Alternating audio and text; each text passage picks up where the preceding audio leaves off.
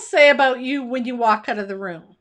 When you leave a team meeting, does your staff say, she can say whatever she wants when the board chair's here, but we all know what's going to happen?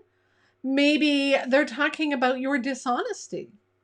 Perhaps they say things like, I've been waiting for 3 weeks for her to get an answer back to me on that project.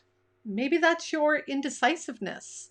Or maybe they'll say things to each other like, there is no way I would ever talk to her about that, because they feel like you're closed.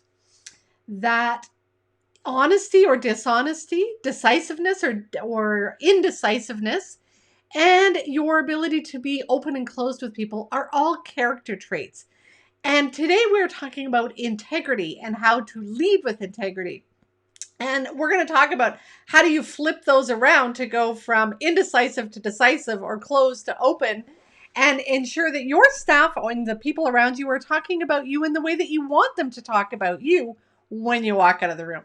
Hey, my dear, I'm leadership development coach Kathy Archer, and I help women leaders enjoy impactful leadership, because when your staff is talking about you behind your back in a way that's not very nice, trust me, you're not going to be enjoying your leadership journey in any way, shape, or form. So we're going to talk about in today's podcast episode, so the link is in the notes, I give you 3 ways to increase your integrity. So we're going to kind of dive deeper into one of those ways, one of those steps today, because I really want you to think about, what does integrity mean and how do I lead with integrity? So in today's episode, again, the first step to lead with integrity that I talk about is to, actually, let me back up. Let me tell you what integrity is, because I don't think we always understand it. I know for me, when my staff said on a performance appraisal 2 years in a row that I lacked integrity, I didn't understand what it meant. I knew the word, I kind of knew the idea, but when I dove deeper, I realized why my staff didn't see me as leading in integrity. Here's what integrity means. Integrity is when you walk your talk, when your values, ethics, morals align, when you do what you say you're going to do. But the problem is, many of us aren't doing that, and we're not doing that unconsciously, but in some pretty dramatic ways. And part of the reason we're not aligning our values, ethics, morals, and standards, we're not congruent, is because we haven't clearly identified those. So the steps that I talk about in today's podcast episode that came out, the first step is really to identify the traits that you want. So maybe you want to be considered to be a leader who is decisive, or maybe you want to lead with integrity, or maybe you want your people to think that you're warm and caring, or maybe you want your people to think that you're a visionary leader. Whatever it is, you have to identify those. And if you don't stop and identify those, it's hard to follow up with that, because we don't really know what it takes to do that. If you say, I'm just going to be a good parent, or I'm going to be a good wife, what does that mean? Does that mean you wash your husband's socks and make him supper every day? Is that what a good wife is? Maybe for some people it is. Maybe for other people, a good wife is there to listen to their husband vent at the end of the day. I don't know. You have to decide what your version of a good wife, good parent, or good leader is. And that's the point. We don't stop to identify that. So that's the first step, is really getting clear on the traits. The second step is, how do you demonstrate those traits? The third step is in the podcast episode, and I'm not going to tell you what that is. So you have to go listen to the podcast episode to hear the third step. But really is, how do you demonstrate those traits? So let's talk about integrity for a minute. Again, integrity is being congruent. It's aligning your ethics, your morals, your values with your actions. So let's talk about sort of 3 values that many of us have. I hear this from women all the time. I value family. Family is so important to me. I value honesty. I really want to be honest with myself, my team, my world around me. And I really value balance or wellness, or however you define it. Okay, great. Let's back up and talk about family. Again, I just talked about what a good wife means, but what does it mean to value your family? Does that mean you're home every day for supper? Does that mean you attend every dance recital? Does that mean you answer the phone whenever your kids phone you, that you respond to texts within 5 minutes? What does it mean when you value family? And so you have to, again, figure out what your value of family is. What does that mean to you? And then how does that show up every day? So for me, I said to my staff, I value my family. My family is really important to me, but I was missing out on things. And I also wasn't supporting them to be connected to their family. So there was an incongruence between what I said and what I did. Da-da! I'm lacking integrity. I didn't think about it that way because I talked about how important family was, but I wasn't living it. And that's that morality part. You can have your ethics, your standards, your values, but are you living it? That's morality. That's your conduct.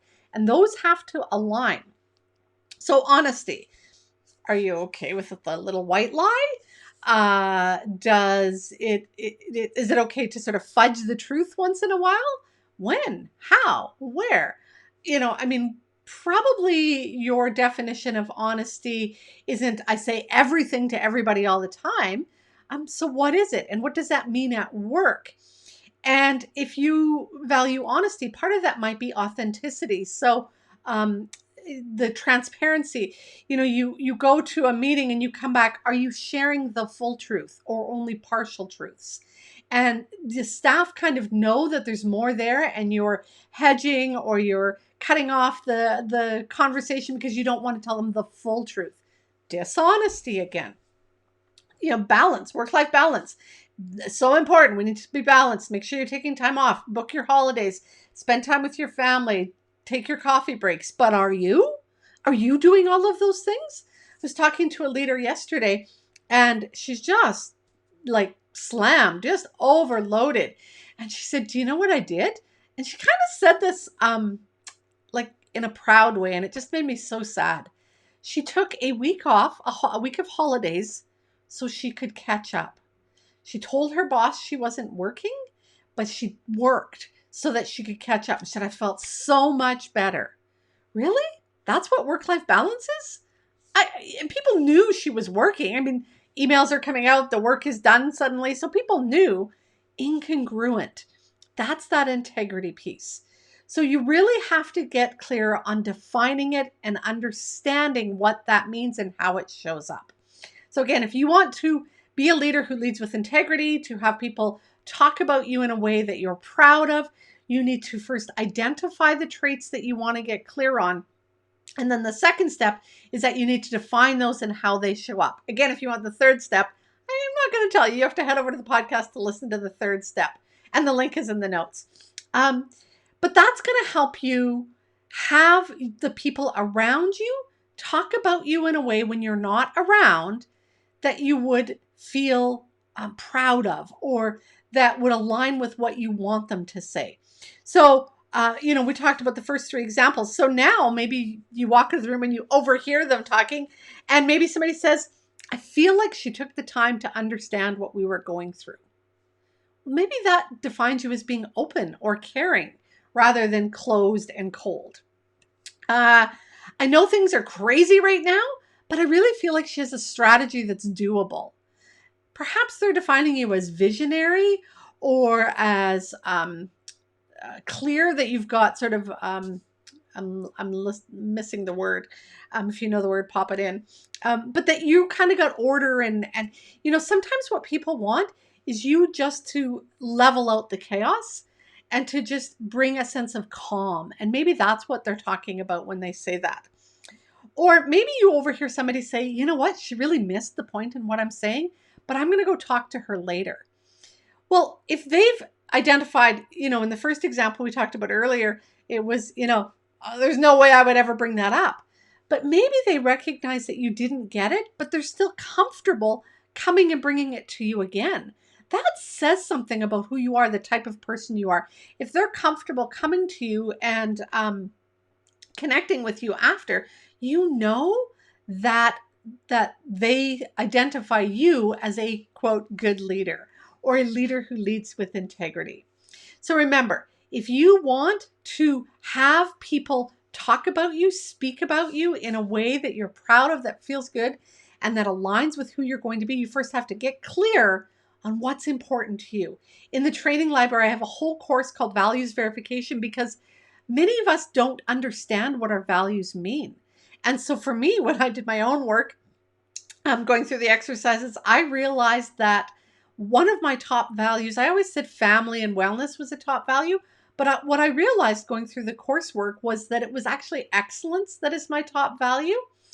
And so I want to be an excellent mom. I want to be an excellent wife. I want to be an excellent leader. When I produce material courses, the work I was doing as a leader, when I'm having a conversation with somebody, I want it to be of high quality. Now, the problem is, and this is the part that we have to get clear on, sometimes I can take that too far, and that becomes perfectionism. That becomes demanding people be perfect around me. And if I'm not following that and I kind of lack on that, maybe I'm not getting my 10,000 steps in a day, or I feel like I'm neglecting my kids or my grandkids, or I've produced sloppy work, then I feel out of alignment. And I feel icky, and the people around me feel that as well. So you have to get really clear. What are your values? What are your ethics? What are your morals? What hill will you die on? What matters most to you? And define it and get clear on it and understand the actions, the conduct, the behavior, the attitudes that go with those, and how those show up in your day-to-day world. That's a lot of the work that we do in the training library, because this takes time, my dear. It's not something that you just like write down the 3 words and you get it. It does take some inner self-reflection, some work to go, what does that really mean? When I say I value honesty, like that's just a word. That doesn't mean anything to you or me until you and me define it. Maybe we have a conversation, how it shows up for you, how it shows up for me, how it shows up for other people, how their version of honesty doesn't align with ours, and we think they're being dishonest when they think they're being honest. All of that is the work you have to do, because it's that clarity that helps you live it. It's that clarity that helps you understand when you need to stand up and fight for something, or walk away from it because it's really not something that's important to you. Do this work, my dear. If you want to make the difference you really desire in the world, because I know you got into this work to make a difference. You're not here just to sort of get through your days, which is where we get stuck sometimes in survival mode. You are here to make a difference. You are here to do some incredible work. And if you want to do that, you have to get clear on the type of leader that's going to be required to do that work. And you're going to have to step into that vision of yourself. But you got to get clear on what that vision is. Do the work to get there. So if you do this, if you take the time to identify your values, ethics, morals, live aligned with those, you're going to ditch survival mode, and you are going to be thriving in both your leadership and life. If you found today's information helpful, then you will be really interested in the training library. The training library is where I'm talking about all of the courses that I've developed for you to help you do this work. Because many women leaders get sort of stuck, and they don't think that they can afford a coach or a mentor to guide them through all of this. They don't think their organization can. Actually, you can. Inside the training library, you'll find affordable, ongoing personal and professional development so that you can learn this stuff, so that you can understand it, so that you have somebody to come back to and some supports when you hit those inevitable bumps and humps that you will hit in leadership. Trust me. But you'll have somebody there on your side, on your team, to help you get through them. So if you want more information about that, head over to kathyarcher.com/library and you will find out all the information. Do the work, my dear. It's worth it. If you want to enjoy impactful leadership, then you get out of survival mode and move to thriving in both your leadership and life. Go make the rest of your day awesome, my dear.